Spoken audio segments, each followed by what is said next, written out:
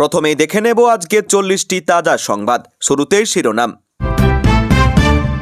অহমিকা জায়গা নেই, কংগ্রেসের একলা চলোর বার্তায় কি বলছেন সেলিম নৌশাদ। অনুপ্রবেশকারীদের বাঁচাতে আদালতে দৌড়চ্ছে তৃণমূল, নাম না করে মমতাকে খোঁচা মোদির।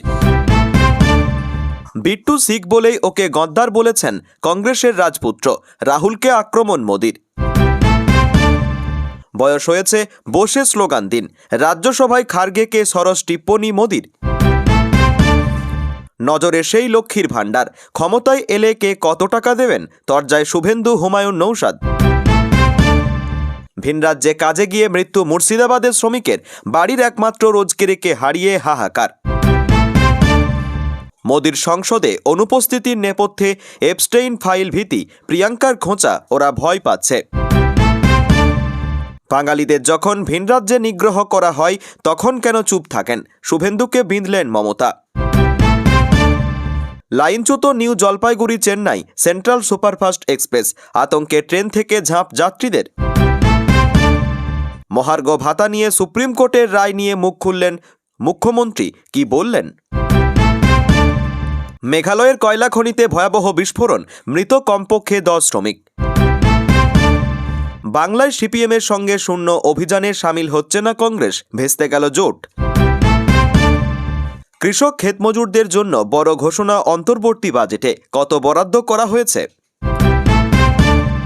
রাজ্য বাজেটে স্বাস্থ্যসাথীর আওতায় এলেন জোম্যাটো, সুইগি সহ ডেলিভারি বয়রা। বাজেটে সিভিক ভলেন্টিয়ারদের ভাতা বাড়ল 1000 টাকা। বিধানসভা নির্বাচনের আগে অন্তর্বর্তী বাজেটে কল্পতরু মমতা, ঘোষণা করলেন নতুন প্রকল্প।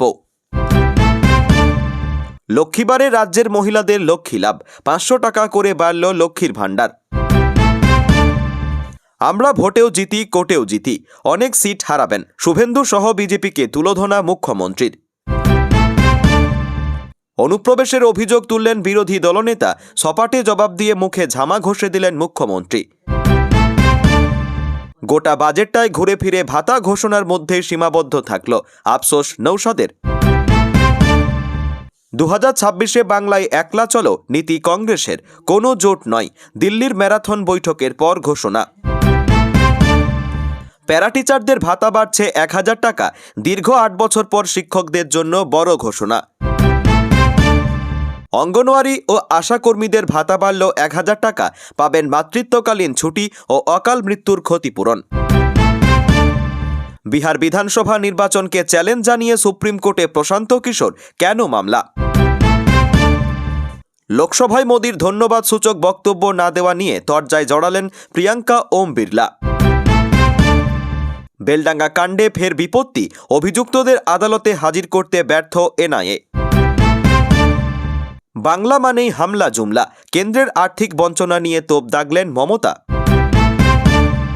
বেকার যুবক যুবতীদের জন্য নয়া প্রকল্প যুব সাথী চালু, মাসে মিলবে 1500 টাকা। সমুদ্র সাথী প্রকল্পে সুবিধা থেকে বঞ্চিত, রাজ্য সরকারের দুয়ারে সমাধানের আর্জি মথুরাপুরের মৎস্যজীবীদের। ভয়াবহ বিস্ফোরণ মেঘালয়ের কয়লা খনিতে, মৃত্যু অন্তত 16 জন শ্রমিকের, এখনো আটকে অনেকে। খুনের অভিযোগে যাবজ্জীবন সাজা, 44 বছর পর বেকসুর খালাস 100 বছরের বৃদ্ধ। শুভেন্দু বলেছিলেন 1.2 কোটি, কমিশন এখনো পেল 3000, এসআইআরে মুখ পুড়েছে বিজেপিরই। লক্ষ্মীর ভাণ্ডার বাড়িয়ে লাভ নেই, মালদায় বাজেট ও ডিএ মামলায় দিলীপ ঘোষ। প্রিয় দর্শক, এবার আসছি বিস্তারিত খবরে। বাংলার মুখ্যমন্ত্রীকে খোঁচা দিলেন প্রধানমন্ত্রী নরেন্দ্র মোদী, বললেন অনুপ্রবেশকারীদের বাঁচাতে আদালতে দৌড়চ্ছে তৃণমূল। রাষ্ট্রপতির বক্তব্যের ধন্যবাদ জ্ঞাপন প্রস্তাবের জবাবে বৃহস্পতিবার রাজ্যসভায় মোদী বলেন, আমার তৃণমূলের বন্ধুরা অনেক অভিযোগ করছেন, তাদের বলি রাজ্যটার কি অবস্থা করেছেন। মহিলারা নির্যাতিতা, দুর্নীতির পর দুর্নীতি। আজ বিশ্বের উন্নত দেশগুলো অনুপ্রবেশকারীদের তাড়িয়ে দিচ্ছে, তৃণমূল তাদের বাঁচাতে আদালতে দৌড়চ্ছে। ভারতীয়দের রুজিরুটি কেড়ে নিচ্ছে অনুপ্রবেশকারীরা, আমরা তাদের তাড়াবো। আদালতের উপর চাপ সৃষ্টি করছে তৃণমূল। বাংলায় অনুপ্রবেশকারীদের বাঁচানোর চেষ্টা হচ্ছে। ভোটমুখী বাংলার রাজনীতি আপাতত এসআইআর ঘিরেই আবর্তিত। নির্বাচন কমিশন যেভাবে এসআইআর প্রক্রিয়া চালিয়ে যাচ্ছে তা নিয়ে আপত্তি তুলে সুপ্রিম কোর্টে একটি মামলা করেছেন মমতা। বুধবার সেই মামলার শুনানিতে মামলাকারী হিসাবে মুখ্যমন্ত্রী নিজেই সওয়াল করেছিলেন।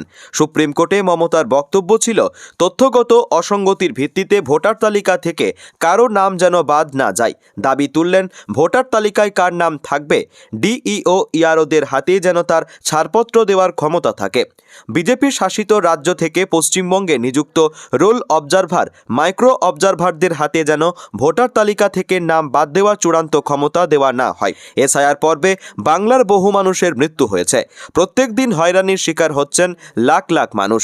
সেই সব কথা তুলে ধরেই সুপ্রিম কোর্টে যেভাবে সওয়াল করেছেন মমতা, তা নিয়ে কার্যত আলোড়িত গোটা জাতীয় রাজনীতি। শীর্ষ আদালতে মমতার বক্তব্য, বাংলায় এসআইআরের খসড়া তালিকায় 58 লক্ষ ভোটারের নাম বাদ যাওয়ার পরেও আরও 1.36 কোটি ভোটারকে তথ্যগত অসঙ্গতির যুক্তিতে নোটিশ পাঠানো হয়েছে।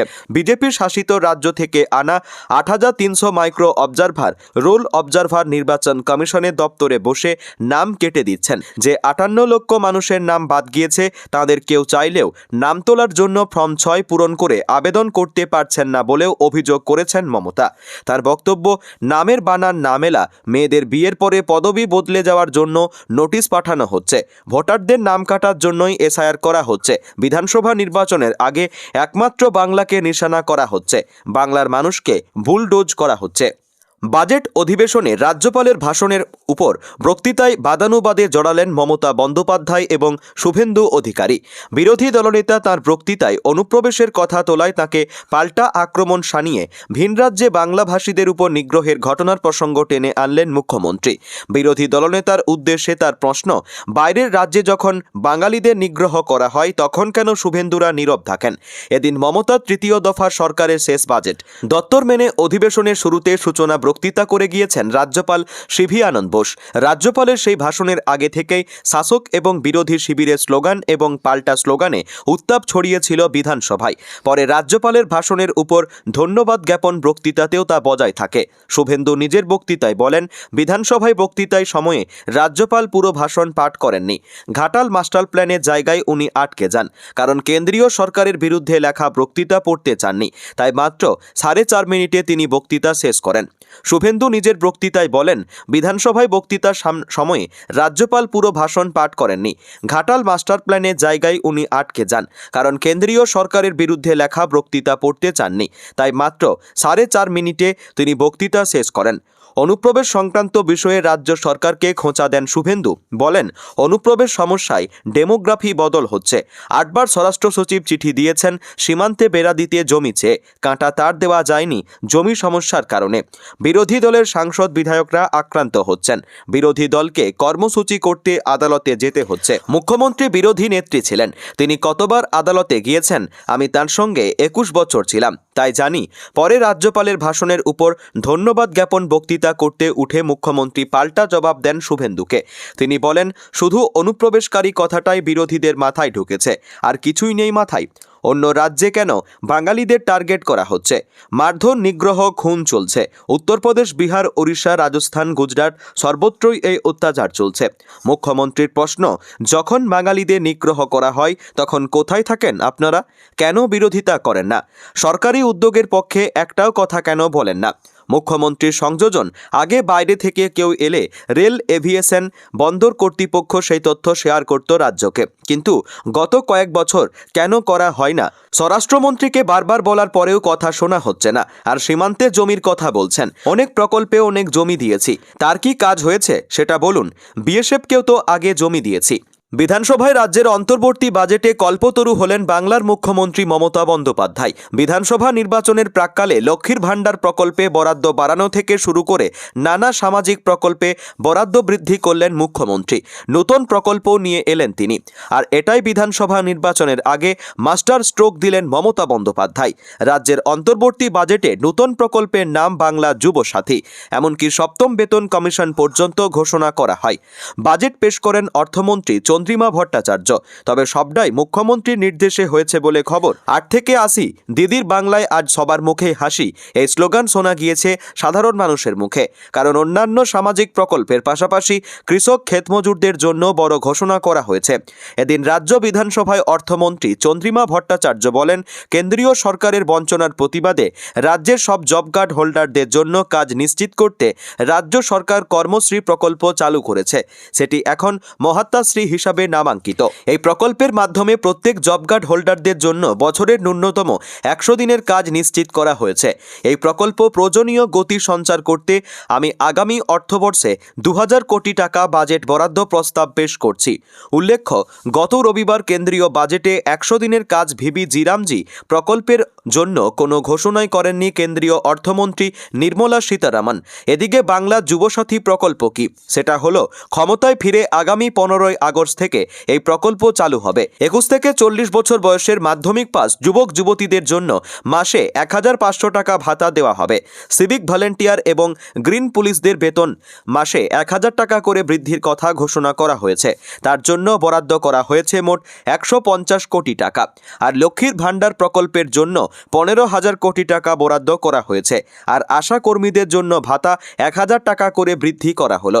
রাজ্যের সরকারি কর্মচারীদের জন্য 4% ডিএ বৃদ্ধির কথা ঘোষণা করা হলো অন্তর্বর্তী বাজেটে। লক্ষ্মীর ভাণ্ডার প্রকল্পের জন্য 15,000 কোটি টাকা বরাদ্দ করা হয়েছে। একই সঙ্গে বারুইপুরে তৈরি হবে কালচারাল সিটি। রাজ্যে 6টি ইন্ডাস্ট্রিয়াল অ্যান্ড ইকোনমিক করিডোর তৈরি হবে। ক্ষুদ্র কুটির এবং মাঝারি শিল্পের জন্য 5টি নতুন ইন্ডাস্ট্রিয়াল পার্কও তৈরি হবে। অন্যদিকে ক্ষেতমজুরের সঙ্গে জড়িতদের জীবিকা কৃষি এবং সংশ্লিষ্ট কাজকর্মের উপর সম্পূর্ণ নির্ভরশীল।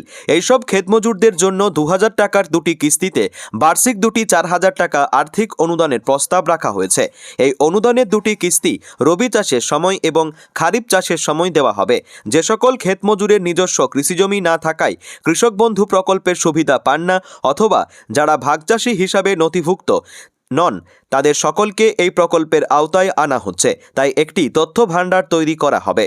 বিধানসভা ভোটের আগে রাজ্যের মহিলাদের মন জয় করে ফের মাস্টার স্ট্রাইক মমতা বন্দ্যোপাধ্যায়। এক ধাক্কায় লক্ষ্মীর ভাণ্ডারের ভাতা 500 টাকা বাড়ানো হলো।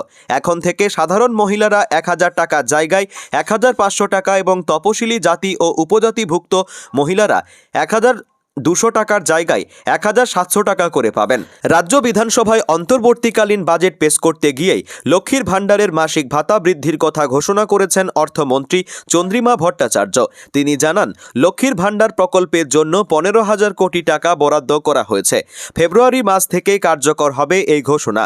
5 বছর আগে 2021 সালের বিধানসভা ভোটের আগে মহিলা ভোটারদের মন জয়ে লক্ষ্মীর ভাণ্ডার প্রকল্প চালু করার প্রতিশ্রুতি দিয়েছিলেন মুখ্যমন্ত্রী মমতা বন্দ্যোপাধ্যায়। বিধানসভা নির্বাচনে বিপুল ভোটে জিতে সেই কথা রেখেছিলেন তৃণমূল সুপ্রিমো। প্রথমে মাসে 500 টাকা করে বরাদ্দ করা হয়েছিল। গত লোকসভা ভোটের আগে এক ধাক্কায় তা বাড়ানো হয়েছিল। সাধারণ শ্রেণীভুক্ত মহিলাদের জন্য মাসে 1000 টাকা এবং তপশিলি জাতি ও উপজাতিভুক্ত মহিলাদের জন্য মাসে 1200 টাকা বরাদ্দ করা হয়েছিল। তার সুফলও পেয়েছিল রাজ্যের শাসক দল। মহিলা ভোটাররা দুহাত উজাড় করে ঘাসফুলে ভোট দিয়েছিলেন। তার ফলেই সরসজ্জা নিয়েছিলেন বিজেপি, কংগ্রেস এবং বাম প্রার্থীরা। গত 5 বছরে শুধুমাত্র এই প্রকল্পের মাধ্যমে মহিলাদের হাতে 74,000 কোটি নগদ অর্থ যোগান দিয়েছে রাজ্য সরকার। 2025-26 অর্থবর্ষে বরাদ্দ হয়েছিল 27,000 কোটি টাকা। বর্তমানে 2 কোটি 41 লাখ মহিলা লক্ষ্মীর ভাণ্ডারের সুবিধা পান। শুধু মহিলাদের জন্য সুখবর নয়, আশা কর্মীদের মুখেও হাসি ফুটিয়েছেন মমতা বন্দ্যোপাধ্যায়। আশা কর্মীদের জন্য ভাতা 1000 টাকা করে বৃদ্ধি করা হয়েছে। নিরাশ করেননি বেকার যুবক যুবতীদেরও। 21 থেকে 41 বছর পর্যন্ত বেকার যুবক যুবতীদের জন্য মাসিক ভাতাও চালুর ঘোষণা করা হয়েছে। রাজ্যের অঙ্গনওয়াড়ি কর্মী এবং অঙ্গনওয়াড়ি সহায়কদের জন্য ভাতা 1000 টাকা করে বাড়ানোর কথা ঘোষণা করা হয়েছে অন্তর্বর্তী বাজেটে। এর জন্য বরাদ্দ হয়েছে মোট 280 কোটি টাকা। বিধানসভায় সংক্ষেপেই বাজেট বক্তৃতা শেষ করলেন রাজ্যপাল সিভি আনন্দ বোস। আর বক্তৃতা শেষ করে হাতে হাত ধরে কথা বললেন মুখ্যমন্ত্রী মমতা বন্দ্যোপাধ্যায়ের সঙ্গে। বাজেট ভাষণে রাজ্য সরকারের প্রশংসা করেছেন রাজ্যপাল। এরপরই বিধানসভায় অনুপ্রবেশ ইস্যু তুললেন বিরোধী দলনেতা শুভেন্দু অধিকারী। পাল্টা চোখা চোখা বাক্যবাণে জবাব দিয়ে বিরোধী দলনেতার মুখে ঝামা ঘষে দিলেন মুখ্যমন্ত্রী। আর তাতেই বিধানসভায় কোণঠাসা হয়ে পড়ল বিজেপি। কারণ এবার বিধানসভা নির্বাচনে বিজেপিকে অনেক আসন হারাতে হবে বলে তোপ দাগেন তিনি। এদিকে স্লোগান এবং পাল্টা স্লোগানের মাঝেই বিধানসভায় বক্তৃতা শুরু করেন রাজ্যপাল। রাজ্যের বাজেট অধিবেশন দেখতে গ্যালারিতে উপস্থিত ছিলেন মনোজ পন্থ। অধিবেশন জাতীয় সঙ্গীত শেষ হতেই ভারত মাতা কি জয় স্লোগান তোলেন বিরোধী দলনেতা শুভেন্দু অধিকারী ও বিজেপি পরিষদী দলও। পাল্টা জয় বাংলা স্লোগান তোলেন তৃণমূলের বিধায়করা। আজ বৃহস্পতিবার কেন্দ্রীয় বঞ্চনার অভিযোগ তুলে মুখ্যমন্ত্রী বলেন, যত নিন্দা করুন, বিরোধীরা ভালো থাকুন, সুস্থ থাকুন, কিন্তু এটাও জেনে রাখুন অনেক আসন হারাবেন। শুনুন, আমাদের নিন্দা করে কিছু হবে না। বাংলা হিরো ছিল, হিরোই থাকবে। বাংলায় কিচ্ছু করতে পারবেন না। বাংলার মানুষ আপনাদের ধিক্কার জানায়। ডবল ইঞ্জিন সরকারের কথা বলেন, তার হাল দেখুন। আর আমরা আর্থিক বঞ্চনার পরেও কি কাজ করছি সেটা দেখুন। 1 টাকাও কোনো প্রকল্পে দেন না, আবার বড় বড় কথা বলেন। অন্যদিকে শুভেন্দুর তোলা প্রশ্নে তুলোধনা করেন মুখ্যমন্ত্রী মমতা বন্দ্যোপাধ্যায়। বিরোধী দলকে তোপ দেগে চোখা চোখা বাক্যবাণে বিদ্ধ করেন তিনি। বিধানসভায় দাঁড়িয়ে মুখ্যমন্ত্রী সুর সপ্তমে তুলে বলেন, অনুপ্রবেশের কথা মাথায় ঢুকেছে, বাংলাকে টার্গেট করা হচ্ছে। আপনার প্রতিবাদ করা উচিত ছিল না যখন পরিযায়ী শ্রমিকদের মারা হচ্ছে? আপনি যখন বলেছেন তখন আমরা চুপ ছিলাম, আপনিও চুপ করে শুনুন। আপনি কার মুখে শুনে কথা বলছেন? আমি অনেক স্বরাষ্ট্রমন্ত্রী দেখেছি। আমাকে দেখাবেন না সেল রেল সব কেন্দ্রীয় সরকার অধীনস্থ সংস্থাকে জমি দিয়েছি। আগে যে জমি দিয়েছি তাতে কাজ শেষ করুন, আবার জমি দেব। আমরা কত জমি দিয়েছি সেটা তো বলছেন না। আগে বাইরে থেকে কেউ এলে রেল এভিয়েশন বন্দর কর্তৃপক্ষ সেই তথ্য শেয়ার করত রাজ্যকে, কিন্তু গত কয়েক বছর কেন করা হয় না? স্বরাষ্ট্রমন্ত্রীকে বারবার বললেও কথা শোনা হচ্ছে না। এছাড়া বাজেট পেশের আগে এসআইআর নিয়ে সরগরম হয়ে ওঠে বিধানসভা। এখানে শুভেন্দু দাবি করেন কেন্দ্রীয় সরকার 2 লাখ দিয়েছে। তখন সুর চড়িয়ে মমতা বন্দ্যোপাধ্যায় বক্তব্য, কি 2 লাখ দেখাচ্ছেন? উত্তরবঙ্গে যখন মানুষ মারা গিয়েছিল তখন টাকা দেননি। রাজ্যপাল যা বলে গিয়েছেন সব সত্যি। বাংলা দখলের কথা ভাববেন না। দিল্লি নিয়েই নাজেহাল অবস্থা। ডাবল ইঞ্জিন সরকারের কি অবস্থা দেখা যাচ্ছে। তাই আপনারা জিরো ছিলেন, জিরো আছেন, জিরোই থাকবেন। ভালো থাকুন, সুস্থ থাকুন, কিন্তু জেনে রাখুন অনেক সিট হারাবেন। বাংলার উন্নয়ন নিয়ে আমরা গর্বিত। ঘাটাল মাস্টার প্ল্যান নিয়ে 15 বছর অপেক্ষা করেছি। আমরা 1,500 কোটি টাকা দিয়ে কাজ করছি। 300 কোটি টাকার কাজ হয়েছে। জাতীয় গ্রন্থাগারে পেগাসাস লাগিয়ে অনুপ্রবেশের কথা বলছেন। একটা রোহিঙ্গা খুঁজে পেয়েছেন। 2024 সালের এই ভোটার লিস্টে ভোট হয়েছে। তাহলে প্রধানমন্ত্রীকে পদত্যাগ করতে বলুন। রাজ্য বাজেট থেকে কোনো স্পষ্ট দিশা মিলল না। এই অভিযোগ তুলে ভোট অন অ্যাকাউন্টে তীব্র সমালোচনা করলেন আইএসএফ বিধায়ক নৌশাদ সিদ্দিকী। তার বক্তব্য, গোটা বাজেটটাই ঘুরে ফিরে ভাতা ঘোষণার মধ্যেই সীমাবদ্ধ থাকল। 500, 1000, 1500 টাকার অঙ্ক ছাড়া কর্মসংস্থান, শিল্প বা স্থায়ী কাজের কোনো রূপরেখা উঠে এলো না। নৌশাদের দাবি, বাংলায় লক্ষ লক্ষ বেকার যুবক যুবতী রয়েছেন, কিন্তু বাজেটে কোথাও বলা হলো না কত হাজার বা কত লক্ষ চাকরি তৈরি হবে, কিভাবে কর্মসংস্থানের সুযোগ বাড়ানো হবে, শিল্প স্থাপনের মাধ্যমে কিভাবে অর্থনীতিকে চাঙ্গা করা হবে। তার বদলে আবারও ভাতার কথায় শোনানো হলো। স্বাস্থ্য ব্যবস্থার ক্ষেত্রেও বাজেটকে একমুখী বলে আক্রমণ করেন ভাঙড়ের বিধায়ক। তার বক্তব্য, গোটা স্বাস্থ্য পরিষেবাকে কার্যত স্বাস্থ্যসাথী কার্ডের উপর দাঁড় করিয়ে রাখা হয়েছে। গ্রাম মফস্বল থেকে শুরু করে শহরের সাধারণ মানুষ কিভাবে সার্বিক ও বিনামূল্যে স্বাস্থ্য পরিষেবা পাবেন সে বিষয়ে বাজেটে কোনো স্পষ্ট দিশা নেই। পাশাপাশি রাজ্য সরকারি কর্মচারীদের প্রসঙ্গ তোলেন নৌশাদ। নির্বাচনের আগে কেন্দ্রীয় হারে ডিএ দেওয়ার প্রতিশ্রুতি দেওয়া হলেও বাজেটে কার্যত দেখা গেল মাত্র 4% মহার্ঘ ভাতা বৃদ্ধি। তার অভিযোগ, কর্মচারীদের ন্যায্য পাওনা মেটানোর কোনো সদিচ্ছা বাজেটে প্রতিফলিত হয়নি।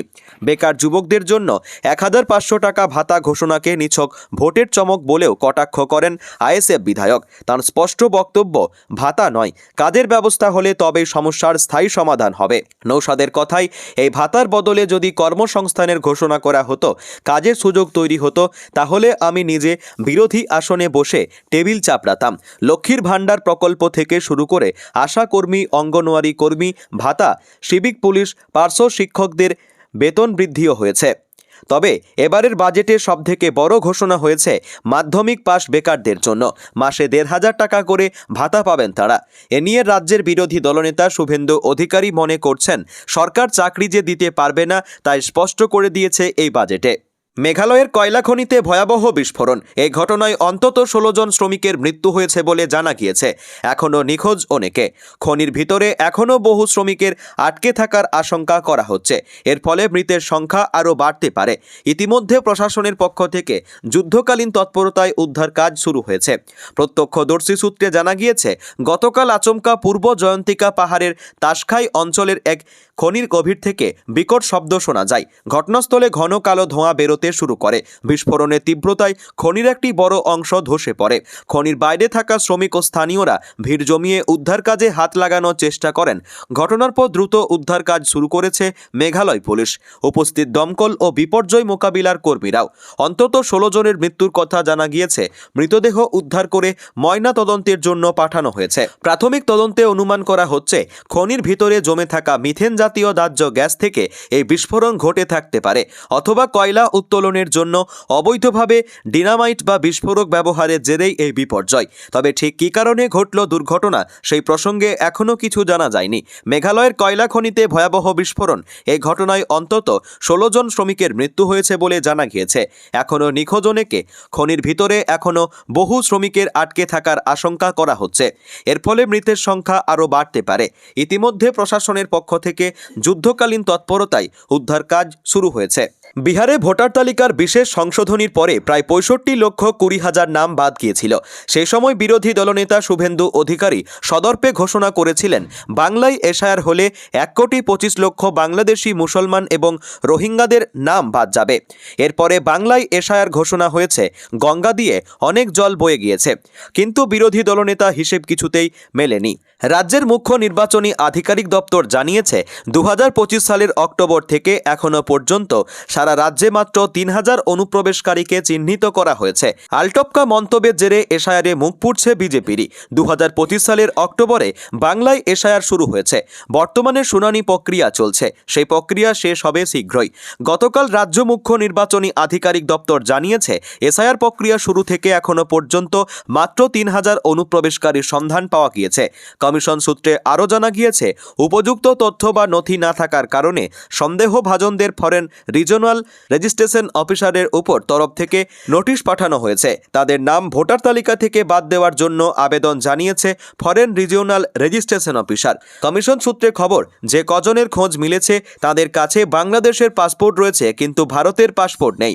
এছাড়াও তাদের কাছে রয়েছে ভারতীয় আধার ও ভোটার কার্ড। এর ভিত্তিতে নির্বাচন কমিশন অনুপ্রবেশকারী চিহ্নিত করেছেন।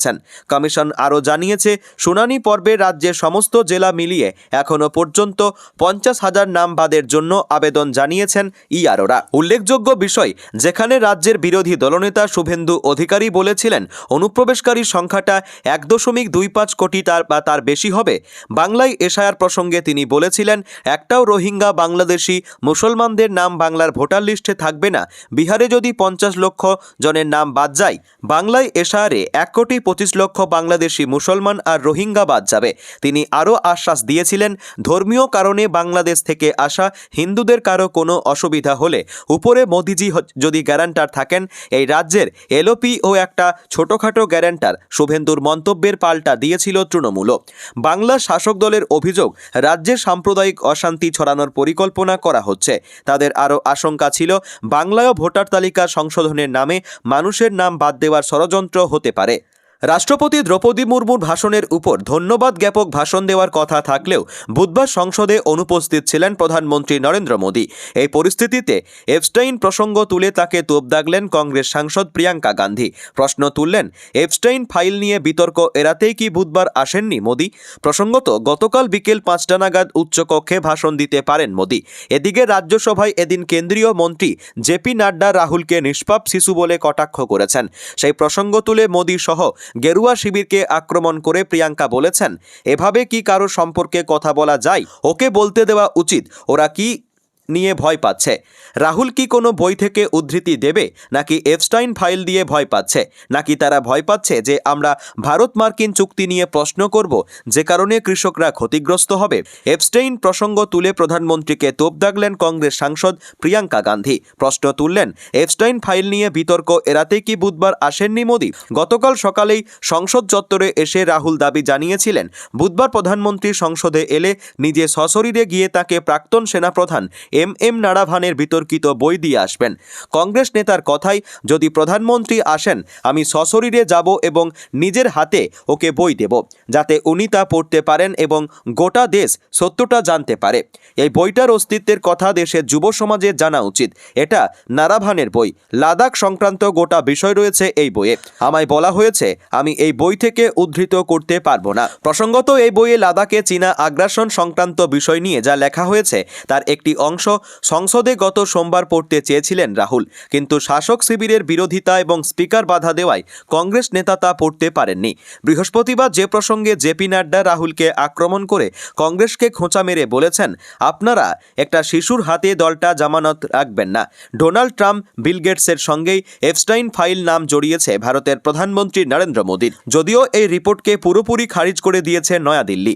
শনিবার বিদেশ মন্ত্রক জানিয়েছে রিপোর্টে মোদী সংক্রান্ত যে তথ্য রয়েছে তা আপাদমস্তক মিথ্যে। এদিকে এই ইস্যুতে প্রধানমন্ত্রী নরেন্দ্র মোদীর বিরুদ্ধে সরব হয়েছে বিরোধী শিবির। কংগ্রেসের মুখপাত্র পবন খেরার প্রশ্ন, ঠিক কোন বিষয়ে এপস্টাইনের মতো একজন যৌন অপরাধীর সঙ্গে পরামর্শ করছিলেন মোদী?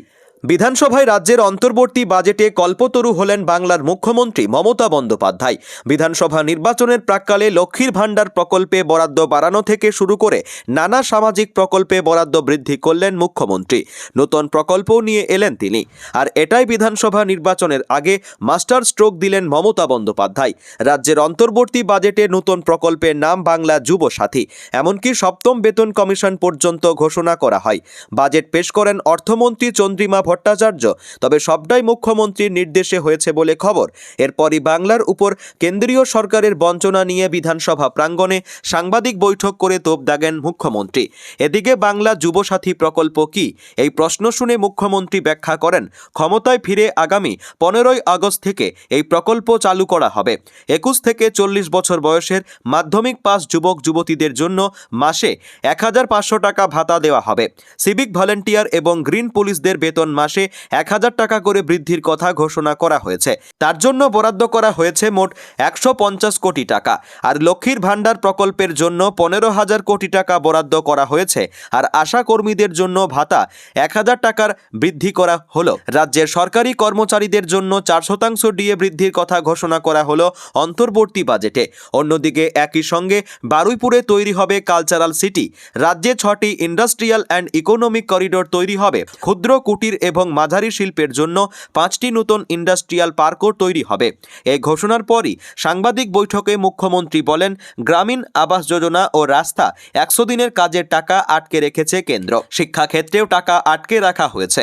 সাধ্যমতো কাজ করেছে রাজ্য সরকার। মুখে যে কথা বলা হয়েছে সেটা আমরা করে দেখাই।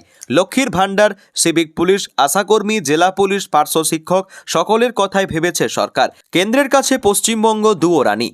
তাই বাংলার একাধিক খাতে টাকা আটকে রাখা হয়েছে। শিক্ষা খাতে টাকা আটকে রাখা হয়েছে। বাংলা মানেই হামলা জুমলা। লক্ষ্মীর ভাণ্ডার প্রকল্পে সাধারণ বা জেনারেল মহিলারা পাবেন 1500 টাকা।